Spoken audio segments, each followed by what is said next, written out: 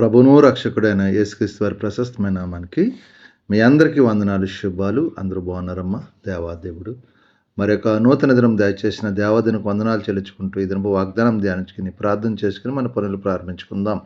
ఈ దినపు వాగ్దానం, అన్ని జనుల్లో నేను నిన్ను గణపరిచేదను. 2 సమూయేలు గ్రంథం 22 వచనంలో ఈ మాట రాయబడింది. దావీదు అన్ని జనులను గణపరిచను. దావీదు మన ఈ ఎందుకు రాస్తాంటే కీర్తన ఇక్కడ ఏం రాశాడంటే 2 సమూయేలు 22 మొదటి రోజు, యెహోవా తనను సౌలు చేతుల నుండి తన శత్రులందరినీ చేతుల నుండి తప్పించి దినమున దావీదు ఈ గీతం వాక్యలను చెప్పి యెహోవాకు స్తోత్రించెను. సౌలు చేతుల నుండి అనేక మార్లు తప్పిస్తాడు దావీదుని. దాన్ని బట్టి సంతోషించాడు. అంతబట్టి సౌలుని అంటున్నాడు, దావీదుని అన్ని జనుల్లో నిన్ను ఘనపరిచెదను అని చెప్తున్నాడు దేవుడు.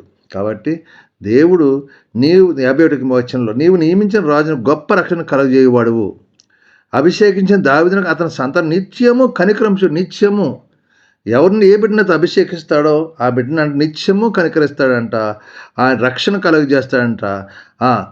ఏం రక్షణ తన సంతానం దావీదుకే కాకుండా తన సంతానం కూడా నిత్యము కనికరం చూపు దేవుడు. కాబట్టి ఈ దినాన దేవుడు అన్ని జనుల్లో నిన్ను కనపరిచేది.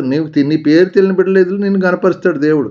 నువ్వు తెలియని చోట్లకి జనాన్ని దగ్గర నిన్ను కనపరుస్తాడు దేవుడు. ఎందుకంటే అతను దేవుని నిమిత్తం ఎన్నో శ్రమలు హింసలు పడ్డాడు, కానీ ఒక తప్పు కూడా చేయలేదు. సౌలు విషయంలో మరి అనేక మార్లు సౌలు అతను బాధించినా శోధించినా కానీ దావీదు ఎప్పుడు కూడా మాట తప్పలేదు. కాబట్టి అతన్ని దేవుడు ఘనపరిచాడు, గొప్ప రక్షణ కలుగజేశాడు, అతను అభిషేకించాడు, తన సంతానం నిత్యము కనికరం. అలాగే నీ కుటుంబానికి నీకు కనికరం చూపించి కృప చూపిస్తాడు దేవాదేవుడు. కాబట్టి అన్ని జనులు నిన్ను దేవుని తెలియని బిడ్డ దాన్ని గొప్ప జన్మగా నేను వాడుకునే కృప దేవుడు నీకు దయచేయను గాక. దేవుడు నిన్ను నీ కుటుంబాన్ని కనికరించను గాక. ఆమేన్. ఈ వాగ్దానం ప్రార్థించండి. దేవుడు మిమ్మల్ని కుటుంబాన్ని దీవించును గాక.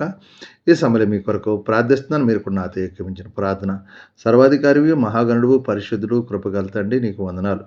మరొక నూతన దినం దయచేసి ఈ దినం అంతా మేము చేస్తున్న మా చేతి పనులు మమ్మల్ని మా యజమాని తోటి పనివారిని దీవించండి. యజమానుల ద్వారా తోటి పనివారి ద్వారా ఇక్కడ రాకుండా సహాయం చేయండి. మా పని భారం ఒత్తిడి తీసేయండి. మా చుట్టూ మీకు కంచివ్వండి. బలహీనంగా ముట్టండి, స్వస్థపరచండి. హాస్పిటల్లో ఉన్న బిడ్డలు, ఐసీయూలో బిడ్డలు ముట్టండి, స్వస్థపరచండి. కుటుంబ సమస్యలతో బాధ విడుదల దాచండి. అప్పులు బంధకాలను విడిచి తాగుడు వ్యసనాలు దూరపరచండి. ఈ దినమంతా మేము చేసే పనితో దేవునికరంగా ఆశీర్వాదం, సంతోషం, సమాధానకరంగా కృప మీరు దయచేసి మీ కృపలు భద్రపరిచి దాచి కాచి కాపాడండి. మీకే మహిమా ఘనత ప్రభావం పొందుకుని యేసు పరిశుద్ధం అడుగుతున్నాను తండ్రి. ఆమేన్. అందరికి వందనాలు. దేవుడు మిమ్మల్ని కుటుంబాన్ని దీవించును గాక. ఆమేన్.